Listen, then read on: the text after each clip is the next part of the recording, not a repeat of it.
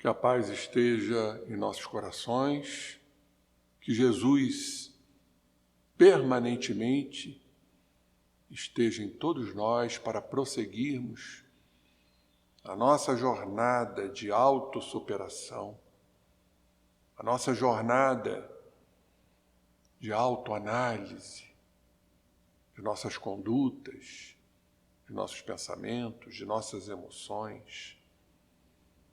A isto chamamos de humildade.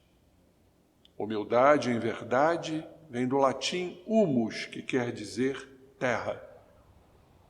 Ou seja, ser humilde é reconhecer a sua condição terrena, de imperfeições, de erros, de equívocos, e as entendendo, as aceitando.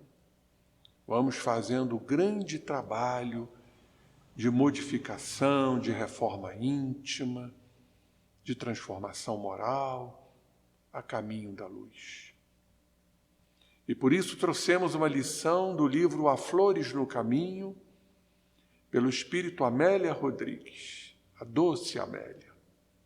Psicografia ao nosso querido Divaldo Pereira Franco. Esta lição fundamental para o nosso crescimento chama-se a insuperável lição da humildade. E Amélia, a poetisa, a doce poetisa, sempre ao nos trazer, através da comunicação espiritual, as suas lições e orientações, elas sempre são floreadas de muita poesia, de muita beleza, de muita magnitude. E ela nos fala de um momento muito belo da natureza, onde Jesus normalmente escolhia esses locais para nos trazer mensagens de profunda esperança e renovação. E Amélia nos diz que era um entardecer belo, luminescente, numa ruborizada coloração além dos montes, refletindo o leque em luz de ouro sobre a placidez transparente do lago. Foi o cenário escolhido por Jesus para levar a mensagem a todos os corações. Havia murmúrios no ar, expectativas de todos, expectativas diversas, espraiando-se as notícias em alvíceras de singular beleza. Aqueles espíritos simples, eles se embalavam embevecidos nas visões prenunciadoras dos tempos por vindouros, a esperança, os tempos que viriam consolar, apacentar todos os corações. Eram espíritos simples, pessoas de uma simplicidade incomum, além dos apóstolos, acostumados à monotonia dos quefazeres cotidianos, o poviléu e os modestos trabalhadores do mar, os pescadores das vinhas, foram colhidos naquele instante pelas abençoadas informações do reino de Deus.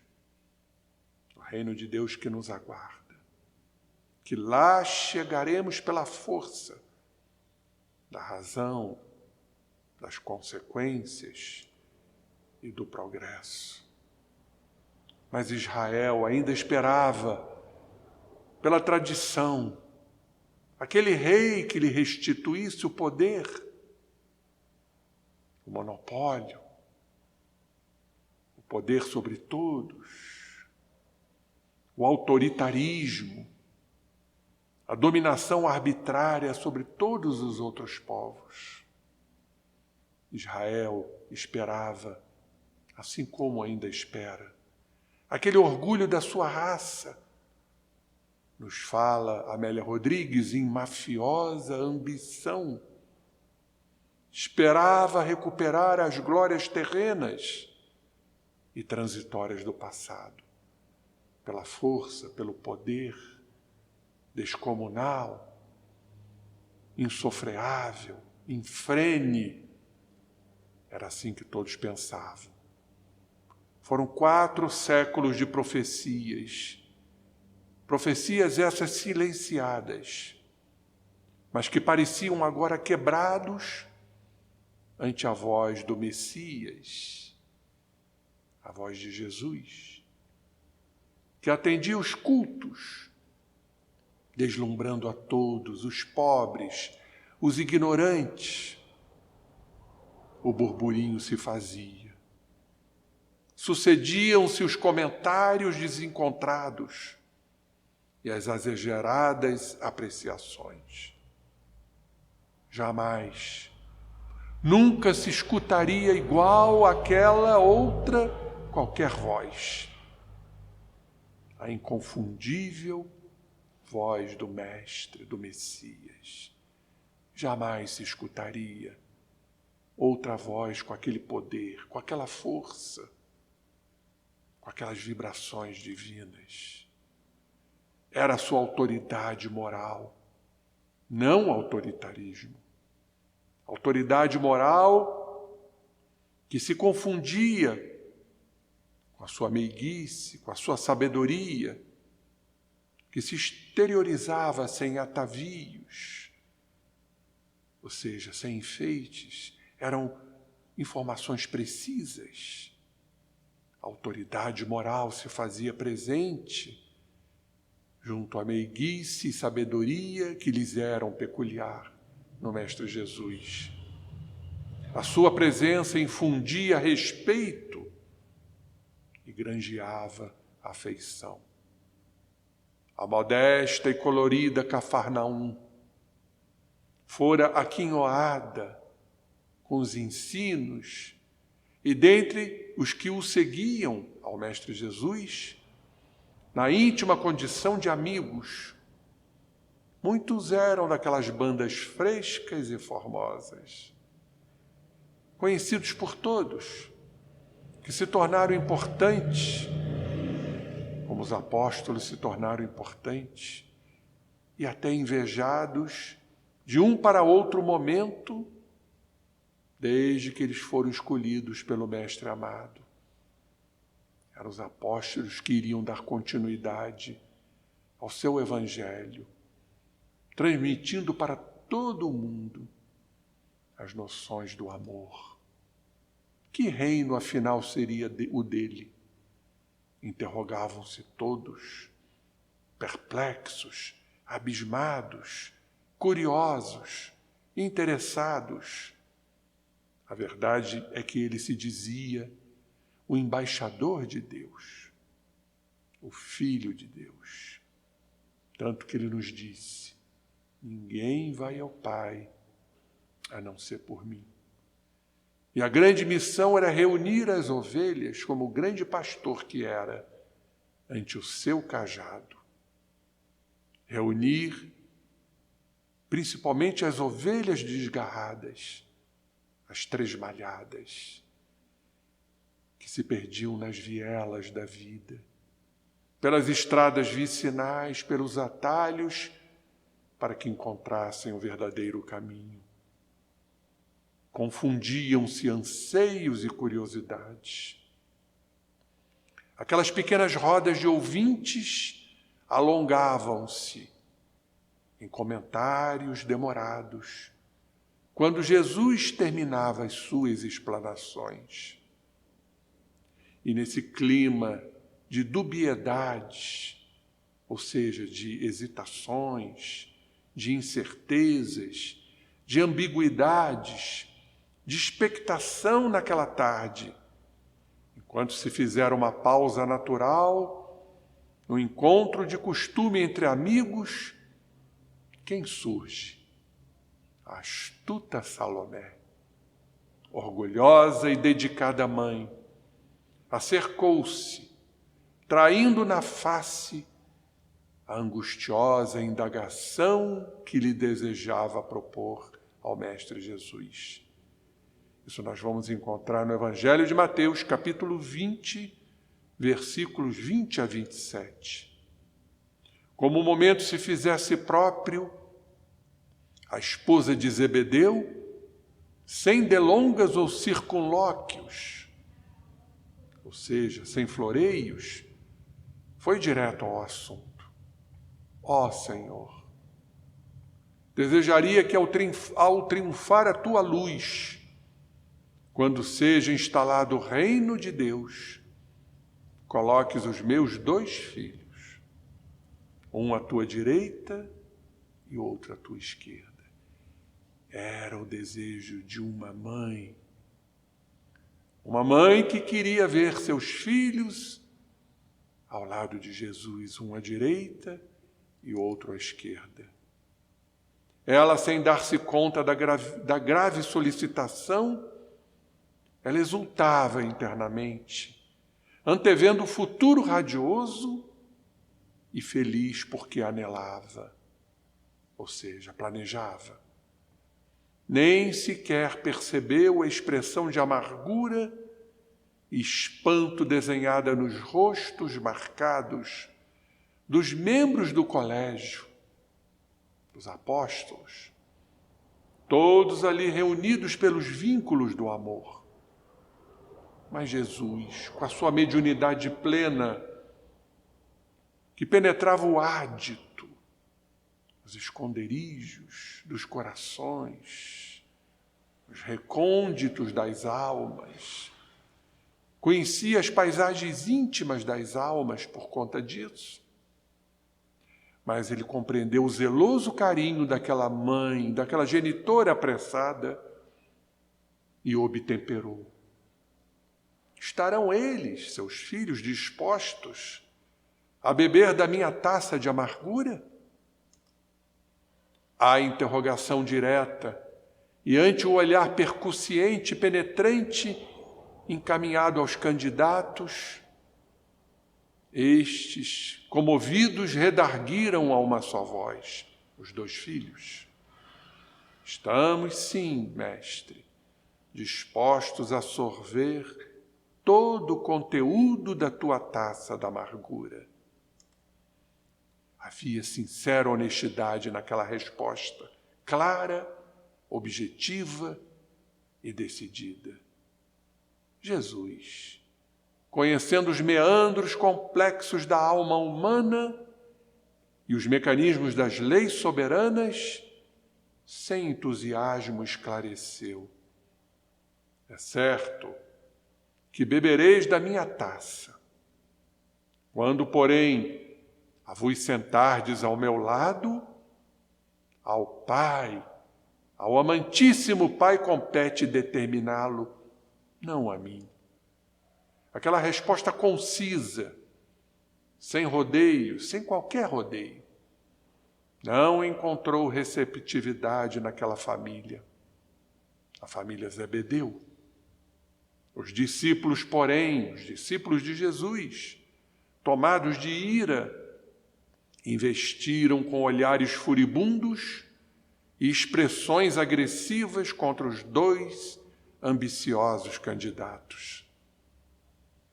Como o momento se fizesse grave, o Senhor, lúcido e calmo, lecionando humildade, condição essencial para a vitória no seu reino. Jesus coloca que a condição essencial para a vitória, para chegar ao reino de Deus, é lecionar a humildade. Humildade no sentido de reconhecer as faltas, os erros, os desvios, as transgressões, para a necessidade da transformação moral. Então ele propôs sinteticamente, falando para a família Zebedeu, mais propriamente para aqueles 2 rapazes que a mãe queria que eles ficassem à direita e à esquerda. A grande lição: Jesus, então, fez a seguinte proposta: quem desejar ser o primeiro, seja o escravo, o servo do último.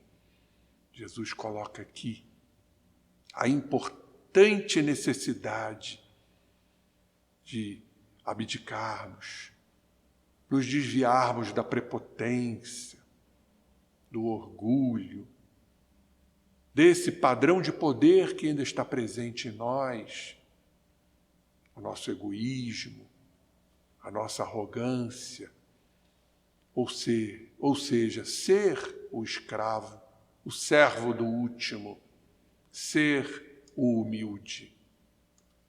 A noite, então, tombou em crepe negro, nos fala a poetisa, salpicado de estrelas cintilantes, os últimos revérberos do poente, ou seja, os últimos reflexos do poente, continuavam à distância coroando as corcovas das montanhas altaneiras, longes. Um dia aqueles amigos, por enquanto desatentos, ainda orgulhosos de quererem ficar ao lado, à direita e à esquerda, compreenderiam o profundo significado da lição. Os reinos humanos, de nossas imperfeições, de nossas incúrias, de nossas imprevidências, eles se erguem sobre as bases da dominação odienta e ruem, transformando-se em escombros.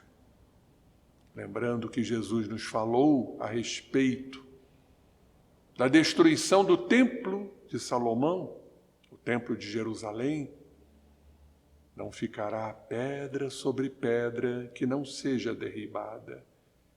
Transformar-se-ão em escombros. Os impérios terrenos se levantam sobre os solos, onde os cadáveres insepultos, que não foram sepultados, porque são cadáveres morais, são espíritos que ainda não despertaram. Desperta, ó tu que dormes, levanta-te entre os mortos que o Cristo te alumiará. Esses são os cadáveres insepultos, que transformam esses impérios em pântanos, os pântanos da discórdia, do ódio, da supremacia material, dos interesses egoísticos, mas vão se afundar logo após. Aquelas civilizações grandiosas, erigidas e comandadas pelos punhos da guerra, do orgulho, construções de um dia. Tudo passará. Tudo se converterá em ruínas tristes e ermas. Logo depois, os povos se levantam e sucumbem no voraz perpassar dos séculos e dos milênios, que são apenas segundos espirituais. O reino de Deus, que vem sendo lentamente arquitetado, erguido na mente do homem, com os alicerces nas terras dos corações, jamais passará. Devemos deixar passar tudo o que passa e retornar ao que permanece. Esse reino é a única permanência em todos nós. Seu povo se identificará pelo amor. A lei que irá permanecer. A lei que construirá o futuro das criaturas. E todas as suas características que serão a mansidão, Bem-aventurados os mansos, a concórdia entre os seres, a união, o amor entre os seres. Como Jesus nos disse, amai-vos uns aos outros como eu vos amei. E a cordura exatamente a cordialidade, esta sensação de pertencimento, de ajuda ao próximo, de servidão, de se tornar aquele servo, o último da fila, o escravo, como nos fala Jesus. Mas é certo que ainda há muito equívoco a tal respeito. Ainda surgirão muitas Salomés, muitos candidatos, sem número, aspirando a posições materiais, a lugares, ao brilho, mas o brilho pessoal, aquele brilho que se obscurecerá naturalmente, porque não é o brilho divino, não é o brilho que alimenta as almas. O tempo, todavia, na soberana tranquilidade de ensinar e corrigir lentamente, cuidará de fixar em cada ser que o primeiro será sempre aquele que se fizer o servidor do último.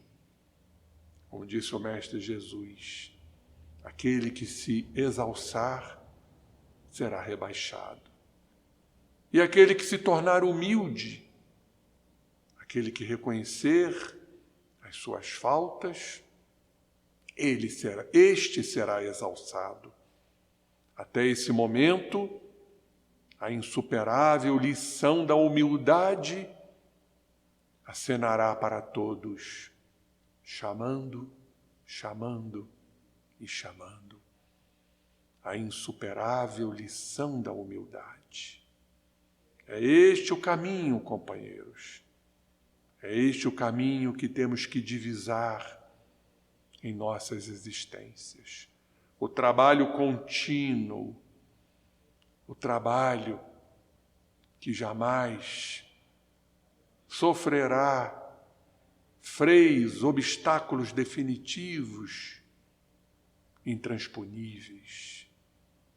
Esse trabalho de que cada vez mais possamos voltar nossos olhares para dentro de nós mesmos e buscarmos a razão da vida. A razão da vida é o progresso que cabe a toda a humanidade. Que Jesus nos abençoe hoje, agora e sempre. Que possamos, a cada dia, a cada momento, trabalhar esta insuperável lição da humildade. Que Jesus esteja conosco, nos convidando sempre, nos acenando para o verdadeiro caminho. Graças a Deus, e que assim seja.